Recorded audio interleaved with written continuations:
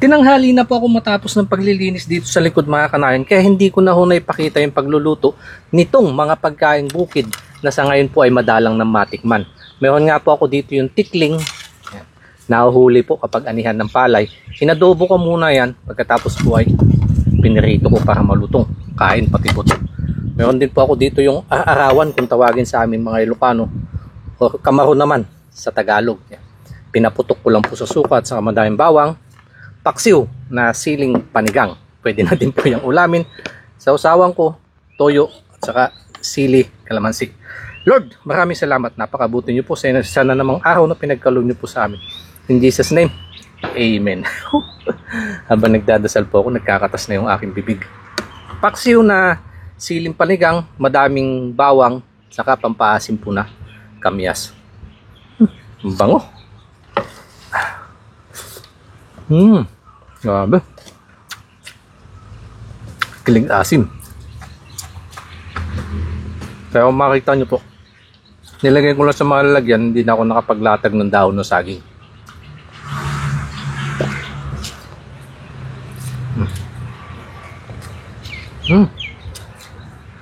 Ang katas. Sabi nga po nung iba, napansin ko sa mga comment na pag niluto daw dapat tanggalin yung ulot sa kabituka. Pag tinanggal mo po yung ulot sa kabituka yan, wala nang matitira.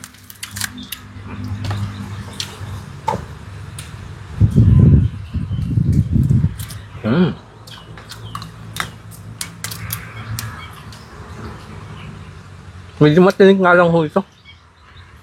Ganitong klaseng ibon. Pero yung laman po niya, sabi, napakalasa.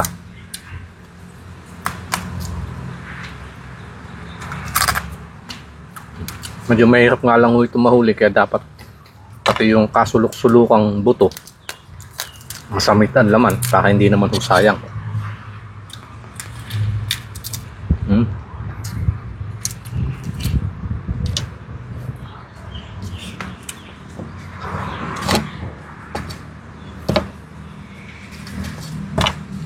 Mga pampulutan ho, pero sa ngayon yayakiin ko muna dito sa ulam. Gutom ako dun .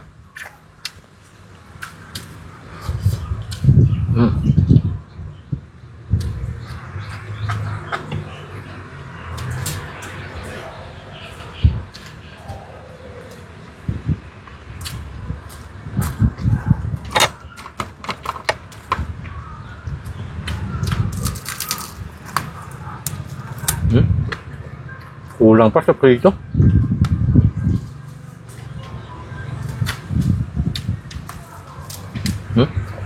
Dapat to nito yung talagang nagutok na yung buto pag kinagat.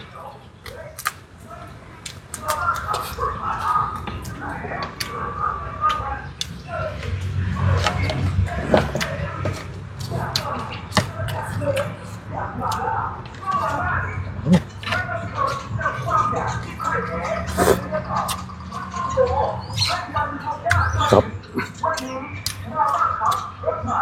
Ayun, napapa. Pikit ng usam mata.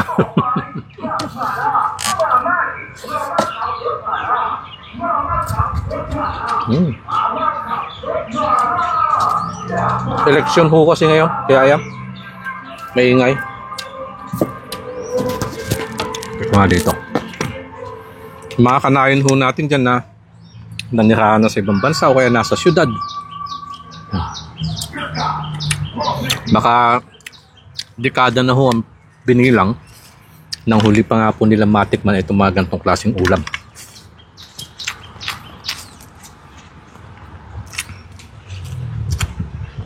Ngayon nga po ang dahilan kaya ito yung naisip ko yung bahagi para sa kiwain natin yung mga ganitong klaseng pagkain bukid. Buti na lang po dito sa bansang Thailand, halos katulad nila ng Pinas.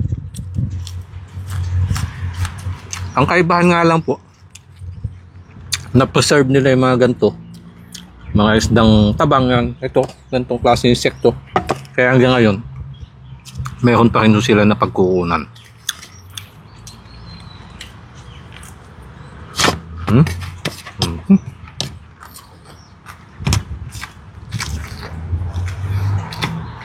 Malutong na milky siya sa bibig.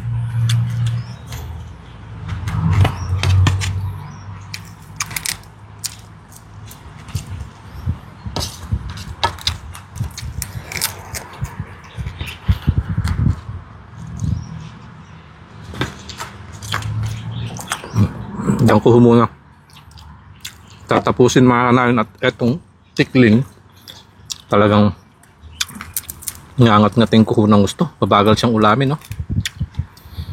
At maubos na gusto yung laman nito, sayang. Ayaw pang pahiwalay.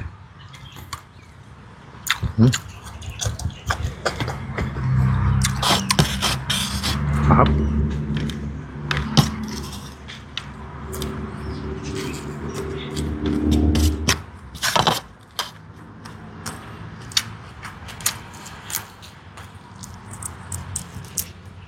Mm.